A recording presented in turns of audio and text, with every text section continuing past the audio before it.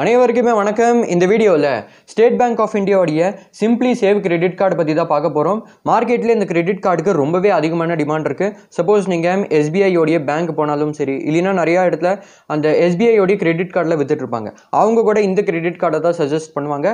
அது மட்டும் இல்லாமல் இது வந்து ஒரு நல்ல அப்ரூவ் ஆகிற கிரெடிட் கார்டுமே தான். பொதுவாகவே என்னென்னா எஸ்பிஐ கிரெடிட் கார்டுக்கு ரொம்பவே அதிகமான டிமாண்ட் இருக்கும்.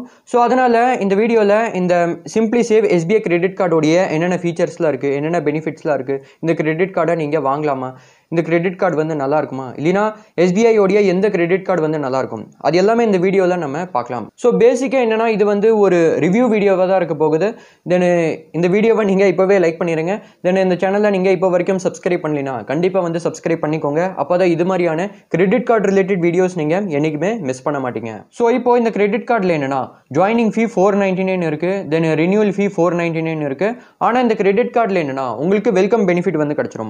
அது என்னதுன்னா, சப்போஸ் இந்த கார்டை நீங்கள் யூஸ் பண்ண ஆரம்பிச்சிட்டீங்கன்னு வச்சுக்கோங்க, ஃபர்ஸ்ட் 60 டேஸ்க்குள்ளேயே இந்த கிரெடிட் கார்டு மூலியமாக நீங்கள் 2000 ரூபா இல்லைனா அதுக்கு மேலே நீங்கள் ஸ்பெண்ட் பண்ணிட்டீங்கன்னா உங்களுக்கு 2000 போனஸ் ரிவார்ட் பாயிண்ட்ஸ் வந்து கிடைச்சிரும். ஸோ இதில் 4 ரிவார்ட் பாயிண்டோடைய மதிப்பு வந்து 1 ரூபி.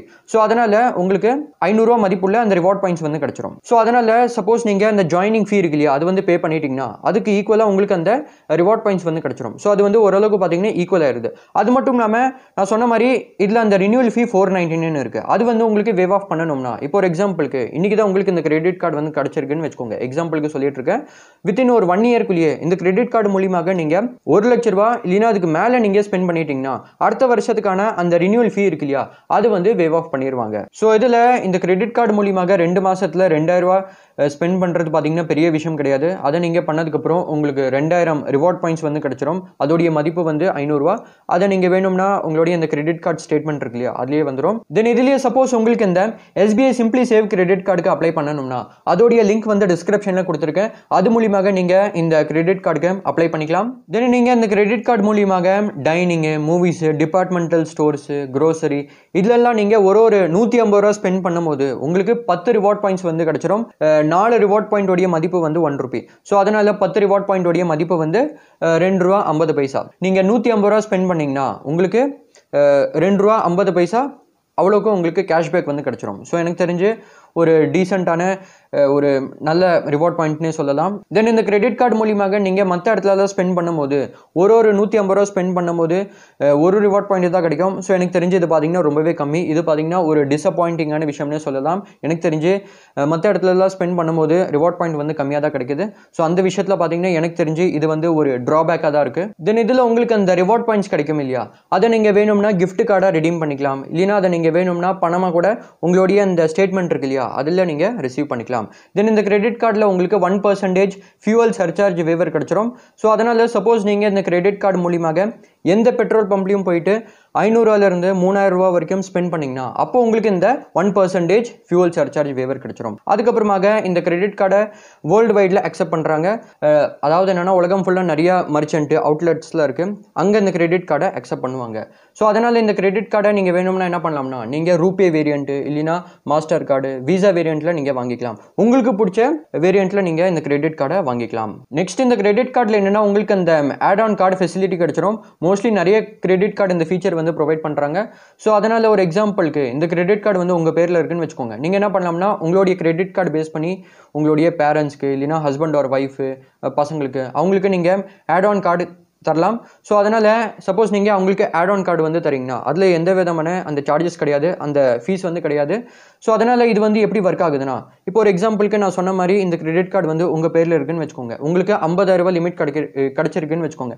தென் சப்போஸ் உங்களுக்கு 2 பசங்க இருக்காங்கன்னா அவங்க 2 பேருக்குமே தனித்தனியாக உங்களுக்கு ஆட் ஆன் கார்டு வந்து தரணும்னா நீங்கள் தரலாம். இப்போ ஒரு எக்ஸாம்பிளுக்கு 2 பேருக்குமே தனித்தனியாக 10,000 ரூபாய் லிமிட் வந்து தரணும்னா, அதாவது என்னென்னா ஒரு பசங்களுக்கு 10,000 ரூபாய் லிமிட், இன்னொரு பசங்களுக்கு 10,000 ரூபாய் லிமிட் வந்து தரணும்னா நீங்கள் அவங்க 2 பேருக்குமே ஆட் ஆன் கார்டு வந்து தரலாம். ஸோ அது மாதிரி நீங்கள் பண்ணும்போது உங்களுடைய லிமிட் பார்த்தீங்கன்னா 30,000 மாறிடும்.